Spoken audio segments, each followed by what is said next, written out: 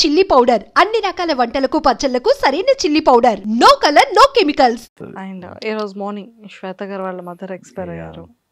వెళ్ళినట్టున్నారు కదా మీరు. సో ఎలా ఉన్నారు Shweta? She's almost like broke actually. ఎందుకంటే ఆమె 3 days నుంచి నేను చూస్తూ వస్తున్నాను కదా. So she's a very close buddy నాకు యాక్చువల్లీ. సో బిగ్ బాస్లో అట్లనే we got close and we as a friend she's a very supportive for me. So ఎందుకంటే she was a competitor also నాకు అక్కడ. సో ఈరోజు మార్నింగ్ చూసినప్పుడు అసలు చాలా కష్టం అనిపించింది. I mean I don't know, hope she'll recover very soon. Yeah. So వాళ్ళ డాడీ అంతా పర్లేదు, father is also fine now. ఎంతనో ఉంటుందిలేండి, ఇంకా మదర్ కాబట్టి ఇట్ టేక్స్ టైం. అందులో సెకండ్ డాటర్ కదా, చాలా ఎక్కువ బాండింగ్ ఉంటుంది మదర్తో బేసిక్గా ఎవ్రీ సెకండ్ డాటర్కి కూడా. She is the first daughter. పెద్ద ఆమె తను. శ్వేత పెద్ద సిస్టర్, కెనడాలో మ్యారీడ్. చిన్నామె. అచ్చా అచ్చా అచ్చా, ఓకే ఓకే ఓకే. సో మొత్తానికి ఓకే ఓకే. సో మీ ఇద్దరు చాలా చాలా స్ట్రాంగ్గా ఇద్దరు కలిసి ఫిట్నెస్ కూడా చేస్తున్నారు. శ్వేత తనకి చాలా passion. Yes yes yes. Actually మేమిద్దరం ఒకసారి అనుకున్నాం, అంటే ఆఫ్టర్ బిగ్ బాస్ ఇవన్నీ అగ్ని పరీక్ష అయిపోయాక బయటికి వచ్చాక మేమిద్దరము వర్కౌట్ సెషన్ పెట్టుకున్నాం యాక్చువల్లీ. ఎలా ఏంటి అని చెప్పేసి అది ఫ్రెండ్లీ అట్మాస్ఫియర్. అంటే ఆఫ్ కెమెరా మేము ఇలా ఉంటామని చెప్పడానికి we made a video. Super. And Bigg Boss అయిపోయింది, ఇప్పుడు నెక్స్ట్ ఏంటి? ఓటింగ్ స్టార్ట్ అవుతుంది. సో ఖచ్చితంగా ప్రేక్షకులు ఓటింగ్ చేస్తారు. ఆఫ్టర్ ఓటింగ్ తర్వాత బిగ్ బాస్. సో ఆ బిగ్ బాస్ తర్వాత ఫ్యూచర్ ఏంటి? మీరు ఏమనుకుంటున్నారు? ఏం చేయాలని ఉంది?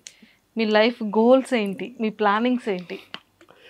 సో బేసికల్ నేను ఇప్పటి వరకు లైఫ్ ఎప్పుడు ప్లాన్ చేయలేదు. ఆఫ్టర్ మై యాక్సిడెంట్ నేను అసలు లైఫ్ ప్లానే చేయలేదు. అంటే ఎక్కడ ఆపర్చునిటీ వస్తుందో అక్కడ ట్రై చేయడం. దట్ కుడ్ బి యాక్టింగ్లో కానీ, మళ్ళీ ఏమంటారు రైడింగ్లో కానీ, ఎవ్రీథింగ్. ఇప్పటి వరకు నేను ప్లాన్ చేసింది ఏది కాదు. సో మనకు ఆపర్చునిటీస్ వచ్చినప్పుడు దాన్ని వాడుకోవడమే అంతే. So never leave any opportunity. ఎందుకంటే మనం obviously when you're capable of doing something వెళ్ళిపోవాలి. ఇప్పుడు నాకు ఫ్యూచర్ ప్లాన్ ఏమైనా ఉంది సీరియస్గా స్పెషల్గా నిజంగానే అని అంటే మాత్రము I seriously wanted to open a rehab centre basically for physically challenge people like that. అంటే ఎవరికన్నా మోటివేషన్ డౌన్ ఉన్నా, ఏమైనా చేయాలనుకున్నా, so there is a place, come down and you can SIT and relax and ఒక్కొక్కరి గురించి తెలుసుకోవచ్చు. So అది తర్వాత ప్లాన్ అది ఫ్యూచర్లో. సో ఆల్మోస్ట్ లైక్ అంటే వాళ్ళకి ఫిజికల్లీ ఎలా స్ట్రాంగ్ ఉండాలి ఏంటి అనేది కూడా ప్లాన్అప్ చేయడానికి. అంటే చాలా మందికి అది ఉంటుంది ఎలా చేయాలని, కానీ they don't get any proper support. అంటే ఒక ఛానల్ దొరకదు. అవును, అట్లా.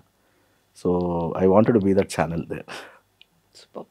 సో ఫ్యూచర్లో అయితే అలా చేయాలన్న గోల్స్ ఉంది. ప్రసన్న గారు, బిగ్ బాస్ అనేది కంటెంట్ కోసం సెలెక్ట్ చేస్తున్నారా, లేదు పర్సన్లో యూనిక్నెస్ని చూపించడం కోసం చేస్తున్నారా? బిగ్ బాస్ సెలెక్షన్స్ ఎలా జరిగింది? ఇట్స్ అబౌట్ ఎవ్రీథింగ్ అండి, నాట్ ఓన్లీ వన్ థింగ్. ఇప్పుడు ఒక పర్సన్ మాట్లాడుతున్నాడు కదా అని తన్ని తీసుకోవాలని రూల్ లేదు. ఇప్పుడు ఒక పర్సన్ ఫిజికల్గా స్ట్రాంగ్ ఉన్నాడని చెప్పి తీసుకోవాలని రూల్ లేదు. He has to be all rounder there. అంటే ఎప్పుడు ఏ సిచ్యువేషన్లో ఏ టీంలో ఉంటాడో తెలియదు. So obviously he has to do everything. ఎందుకంటే ఒకటే పర్స్పెక్ట్ ఒక పర్సన్ తీసుకున్నారనుకోండి, షో నడవదు కదా. ఇప్పుడు మీరు బాగా మాట్లాడతారు, మిమ్మల్ని తీసుకుంటే షో నడుస్తుంది అంటే కాదు కదా. You have to be fine in every aspect. అంటే బిగ్ బాస్ ఎట్లా చూస్తుంది అంటే ఈక్వాలిటీ చూస్తుంది. నాకు ఒక పాయింట్ అయితే అర్థమైంది. అంటే if one person is strong, అంటే టీమ్స్ డివైడ్ చేసినప్పుడు కూడా one person is strong, one person should be మాటలను ఉండాలా, చేతలను ఉండాలా. So I think it's a mixture of everything. So మొత్తానికైతే ఒక బిగ్ బాస్ జర్నీ అనేది ఒక బ్యూటిఫుల్ అంటారు. అంటే ఎక్స్పీరియన్స్ చేయాలి అది. అంటే నువ్వు తెలుసుకోవాలంటే మాత్రం బిగ్ బాస్ హౌస్లో ఉండాలి. సూపర్. మేము ఓన్లీ 15 days ఉన్నాం కాబట్టి మాకు అది తెలియట్లేదు, కానీ ఇక ఫుల్ డేస్ ఉంటే మాత్రం స్లోగా అసలు బయట ప్రపంచంతో సంబంధం లేకుండా వాళ్ళనే చూస్తూ గడపాలి. ఇక వాళ్ళతోనే గొడవ పెట్టుకోవాలి, వాళ్ళతోనే ఇంకా happiness and all everything you have to share. చాలా డిఫరెంట్ ఎక్స్పీరియన్స్. అండ్ ఈ 15 daysలో 15 members-తో కదా చేశారు. సో ఈ 15 members-లో బాగా క్రేజియస్ట్ ఎవరు, చాలా ఫన్నీయెస్ట్ పర్సన్ ఎవరు, చాలా మెచ్యూర్డ్ అన్న పర్సన్ ఎవరు, చాలా టఫెస్ట్ అనిపించింది? స్పాట్లో పెట్టారు.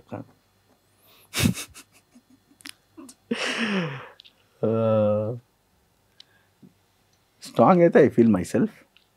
కొంచెం నాకు ఇంకా కొంచెం ఫిజికల్లీ నాకు టగ్ ఆఫ్ వార్ అన్నప్పుడు Shweta is one, there is soldier Pavan is one. మంచి టగ్ ఆఫ్ ఇయర్స్ నాకు. అంటే మాకు literally we didn't get so much of scope full ఫ్లెడ్జ్గా మా పవర్స్ యూజ్ చేయడానికి, కానీ బట్ ఒక్కసారి వదిలితే మాత్రము అసలు భయంకరంగా ఉంటుంది అబ్బా అది. అంటే ఐ కుడ్ ఇమాజిన్ దాట్. అంటే see you never know who will go in side, ఎవరు వెళ్తారో తెలియదు, బట్ ఆ గుర్రాలు కొట్లాడితే ఎలా ఉంటే అలా ఉంటుంది అది.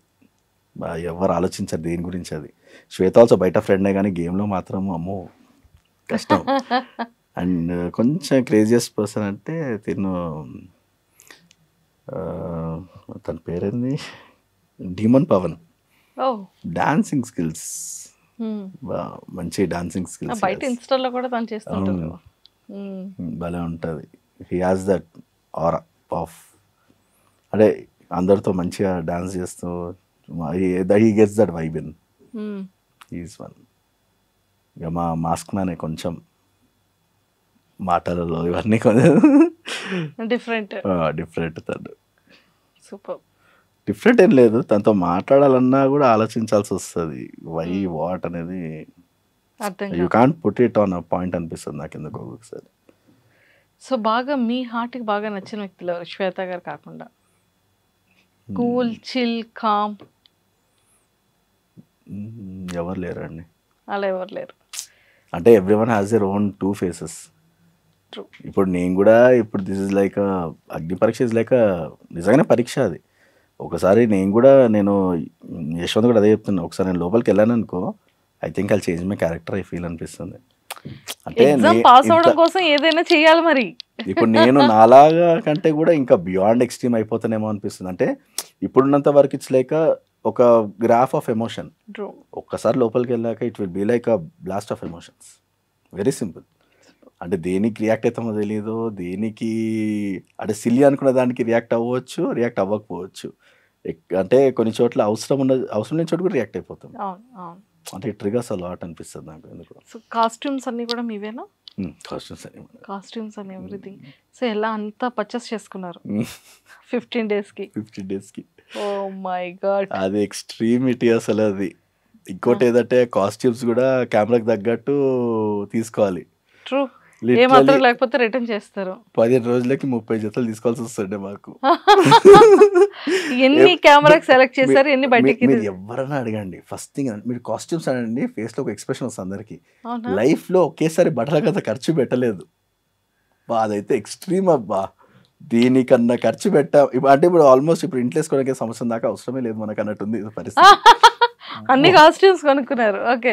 సో ఎంత అయింది? 30 కాస్ట్యూమ్స్, 30 పేర్స్ అయ్యిందండి. బాగానే ఆల్మోస్ట్ 50,000-60,000 దాకా ఉండొచ్చు. 50,000 to 60,000. అండ్ షూస్ ఇంకోటి ఏంటంటే బ్రాండ్ కనిపించద్దు. Oh, that is a big thing కదా. మీరు వేసుకునేవి యూజ్ చేసే మేకప్ థింగ్స్ ఏవి కూడా బ్రాండ్ కనబడకూడదు. సో అంత జాత ఇప్పుడు అట్లాంటి బ్రాండ్ దొరకాలంటే వెతికి తీసుకోవాల్సి వస్తుంది. Oh my God.